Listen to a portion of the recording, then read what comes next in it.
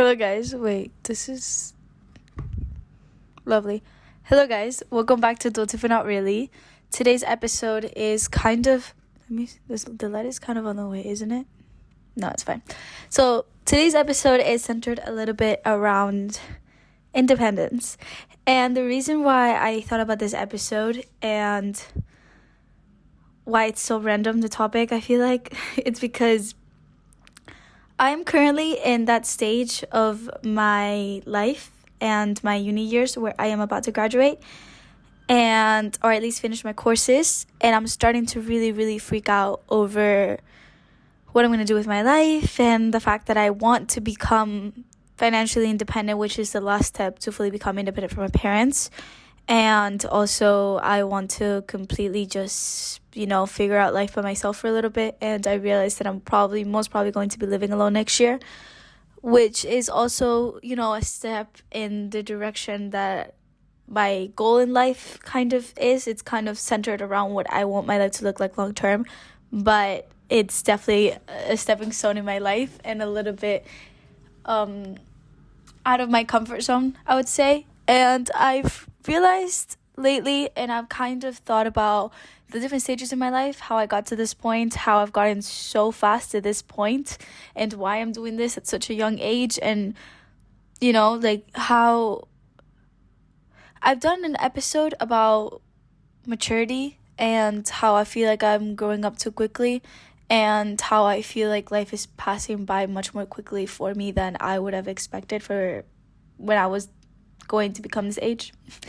And especially doing the episode of recapping my 10s, quote unquote, and talking about turning 20, I realized specifically that I am just skipping life so fast and everything's happening too fast for me, but also I have to embrace it for the fact that it is letting me have much more freedom when it comes to choices, and that I have a lot more, yes, I have I don't know if this is all making sense, but in a way, yes, I have a lot of pressures of having to find a job, having to find somewhere to live by myself, deciding where to move specifically after London, and then on top of that, starting a whole new life in a whole new city by myself.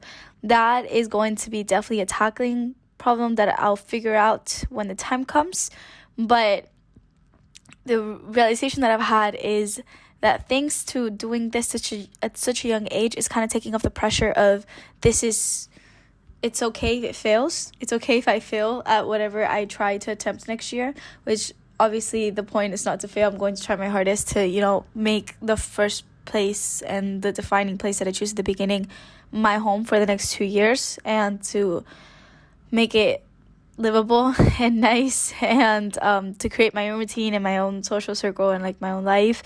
And but if something happens and I realize I don't like the job that I end up getting, I maybe don't like the city as much as I thought I did, maybe I decide to do something crazy with my life and go do something random, I don't know, decide to be a teacher out of nowhere, then it's okay, because I am only 20 and I'm probably going to be starting my first full-time job and moving in by myself in Madrid or whatever it is at 21 years old, freshly turned 21 years old. Probably the first week that I turn 21 years old is when I start moving to that specific place that I'm going to end up in. And that's okay, because that means that I'm doing it at such a young age, so I'm starting to get the ball rolling early, so then by the time that I'm a little bit more older, I already kind of have figured it out, and I guess I'll enjoy it. Obviously, I'm not thinking I won't enjoy it now, I'll enjoy it later. I do want to, make the best out of every single situation that I have, but I am realizing how much independence I am getting at such a young age, and how much independence I craved at such a young age, and why did I crave so much independence at such a young age. So when it comes to independence, that's the whole point of this episode, I've always considered myself really independent. I remember we classify independence, and what I classify independence as is trying to not rely on other people, especially when it comes to my parents. My first, sign of wanting to become independent was sophomore year. Was it sophomore year? Yes, it was sophomore year of high school, when I decided to get my first job. I remember specifically the moment that I decided I needed a job. I was in the car with my family and we were driving back home. I don't remember where specifically, but I remember it was at night. And I remember specifically what street we were in. We were about to turn into my street, but we were behind the Starbucks in my neighborhood. I remember specifically like what street, at what moment I realized that I need to get it together.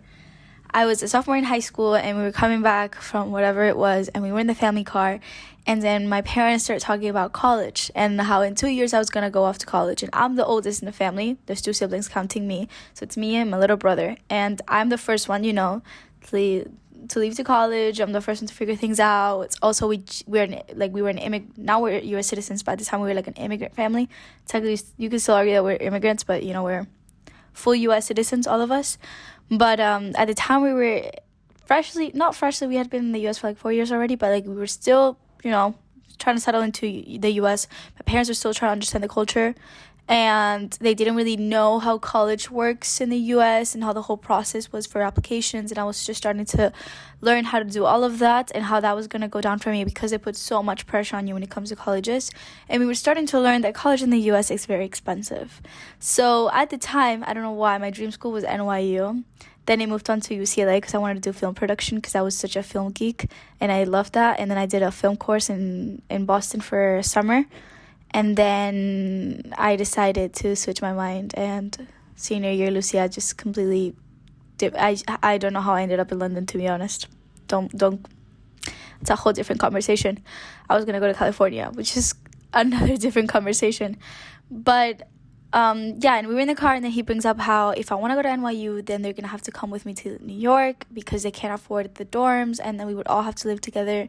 And then I realized if I want the true American college experience, I'm gonna have to work for myself to be able to pay it off. I don't know how. Sophomore year, like, how old are you? 14 years old, 15 years old, Lucia, I think almost turning 16. Hopefully I was 15. I was 15 because I was at 16 you can start working legally in the US, and at 15 you have a max amount of hours that you can work. And I remember specifically telling my parents, I think my manager's working me overtime for being 15 years old. I remember specifically. But anyways, so I was 15. I don't know why 15-year-old Lucia decided that if she got a job at Domino's Pizza, she was going to be able to pay off her dorms in 2 years, which are like 30 to 40K a year in New York City. Don't know how I thought that I was going to manage to save up that much money, but I decided that I was going to get it together. I was going to save us all. 15-year-old Lucia was going to save the entire family from debt. And 15-year-old Lucia decided that she was going to do that through Domino's Pizza. And I started working for the phones and like the cashier, and I did it for like 3 months, and then COVID hit. And in Miami, nobody took COVID seriously. Nobody took it seriously. Nobody cared. But my parents were super strict. So the 13th of March, I believe, is when I got home from school, and they canceled school for the rest of the year. And that's the day that I sent a message to my manager. I was like, I can't come back because of the pandemic. My parents want me to stay home. I told them, like, in 2 weeks I'll come back. Like, I'm so sorry. And then 2 weeks passed by. I was like, I still can't come back. The pandemic is still going on. And then, like, a couple months later, they never texted me back. So I just never went back. In a way, you can argue that I got fired. In a way. But, like, you can, like, we're just not going to think about it that way. We're not going to think about it that way. In a way, but you can totally argue that. But anyways, so I worked as Domino's worker, and I started taking my money, and I remember I didn't spend a single cent of that money. I worked for 3 months, and for the entire 3 months I was being overworked. I had no time for social activities because during the week I would be completely overworked with schoolwork, and I was part of a lot of like clubs and societies, so I was overworked with that. And then on the weekends I was working the entire time. I think I only had the mornings to meet up with my friends for breakfast, and then the rest of the day until like 11 or 12 a.m. 11 p.m. or 12 a.m. I would be working at Domino's because it was a 24-hour thing. Sometimes even like 1 a.m. And it was a 6-minute walk to my house. But it was a street with no lights. So low-key, a little bit unsafe. But yeah, so I would be working every single weekend for 3 months, and I didn't once cash in a check. In fact, I had a specific box where I put in all, because they paid me through checks. I put in all my checks, and I didn't spend a single cent. And I thought this is going to go towards my college tuition. Don't know why I thought I was going to save the world, because I was getting paid like max 200 a week or 300 sometimes. Don't know why I thought I was saving the world, but I thought I was. So I saved it all and I didn't spend a single cent. And then after that, COVID hit, obviously couldn't work, stopped for a while. And then after COVID hit, the next step of independence that I think, which I would classify as independence, is when I decided that I was going to get another job a whole year later. This was March 2020. So then March 2021, I decided to get another job. And this was in dog walking. So I had a friend, Jimena, and she referred me to like a small startup that she was working for, that they did dog walking and dog care, dog care. And it was only like her and then the owner of the startup working in this company. It was just two people. I decided to join in. I was walking the dogs. Then I was moved up to manager. Don't know why, but this man had a vision, and then like 2-3 weeks into me just walking dogs, he looked at me and he goes like, I'm gonna give you the access to the Excel sheet, and you're going to be doing the budgeting, and you're going to be paying everyone, and then you are going to be the one managing all the clients. And when I have to go to drop off the food, when I have to go pick up the dogs, when I have to go walk, who do I have to walk, or what times you have to contact them. I was fully moving this business by myself. And I did that for a year and a half, I believe. Almost 2 years I did that. And I decided to go to the bank. I opened up a student high school account that was kind of, it's kind of connected to my parents. So my parents got notifications if like my bank account balance went low or something, which never happened because I barely touched that money. So I cashed in all of my checks from Domino's. It was like 500, 600. I think it reached like 1,000. I believe it reached 1,000, and I was so proud of myself. Still wasn't saving enough to cover a dorm in NYU, but you know, I thought I was changing the world. $1,000 for a junior in high school is insane. Like that looks like a lot of money to you when you're in high school. So I cashed in that, and then I decided to work for the dogs, and then I was making much more money because I was getting paid for being manager, and then I was also getting paid for every single dog walk that I did, and I was doing a lot of dog walks because I was really prioritizing that. And that is specifically when I kind of gained most of my independence, because not only did I not depend on my parents for money, I did not ask, starting sophomore year of high school, I was not asking my parents for any cent of money. I was paying for everything myself. I had a boyfriend at the time, so I would be paying for literally my gas to go to my boyfriend's and back because he lived an hour away. I was paying for our dates if we went on dates. I was paying for whenever I went to dinner with my friends. I was paying for whatever trip I wanted to do with my friends, which weren't many, but if I did go to Orlando, if I did go to the Keys for the day or something like that, I was financing it myself. And then I decided that I was going to do a graduation trip through Eurail around Europe after graduation, and that I was going to pay all of it. And the only thing that I wasn't going to cover and I was going to ask for Christmas as a graduation present too was the flight there and back from the US to Spain to start with. And then I was going to pay from Spain to every single other country in Europe and all the stays and all the food and everything combined. So I decided that I was going to do all of that. And I did that. I covered all of it, and the only thing I didn't pay was the flight from the US to Spain and back, but everything else was covered by me, and I'm very proud of that is one of the proudest moments of my life, when you notice how hard you worked for something for almost 2 years, and then you see the results of it and how well it did. So I believe that was my first taste of independence for my entire high school career, being able to save up money for a goal that I had long term, but then also finance myself at the same time, all of my weekend activities. And if I wanted to get a coffee with a friend, if I wanted to drive to my friend's house or maybe to my boyfriend's house, I was managing everything myself, all of my expenses. I had a spreadsheet. So that was when I gained a lot of independence, especially because I was given such a big role in my job as a kind of manager.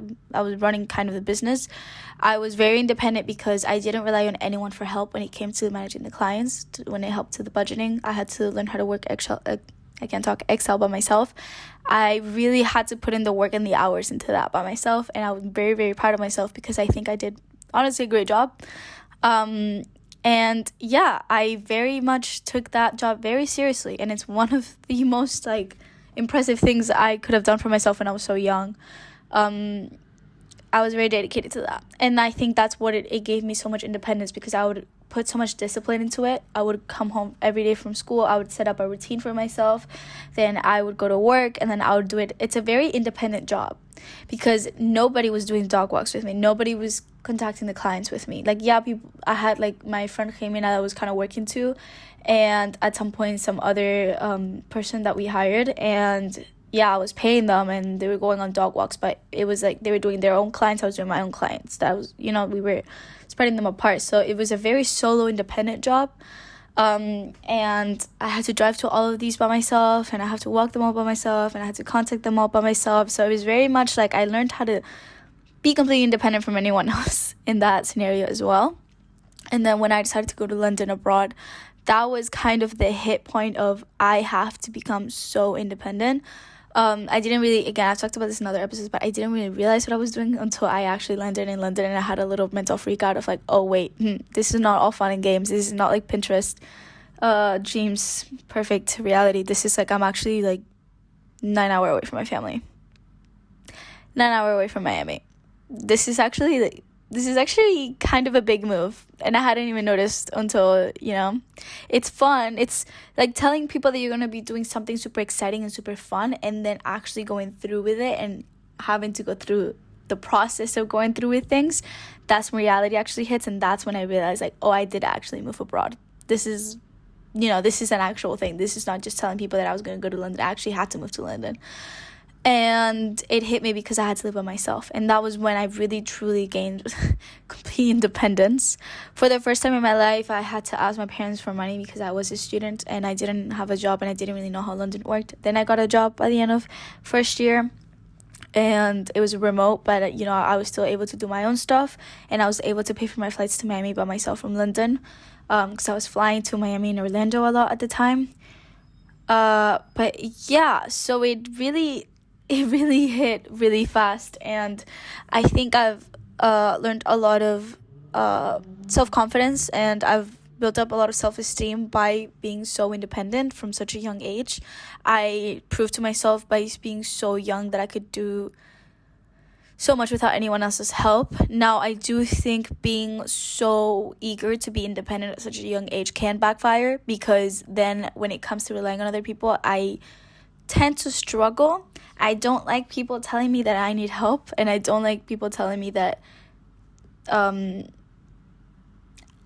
they need to take care of me, if that makes sense. I don't like that to a certain extent. Like, I want to be in control of the fact that I can take care of myself. And I think it's a result from wanting to be independent from so young. I don't know what triggered it, but I do know that it was at the beginning for financial reasons. Not because I've always been super privileged, super comfortable with my lifestyle, and I'm like so grateful.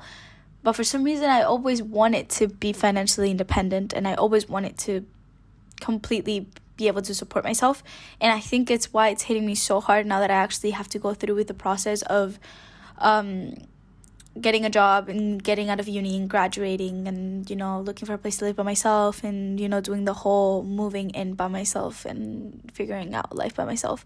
I am not scared of it. I'm very excited to be able to achieve all of that. It's just my worry that getting to that point is going to be very complicated, and getting to that level of that level of comfort that I have with London in a new city, starting from zero, is very, very complicated at the time. Or it sounds like it is going to be complicated.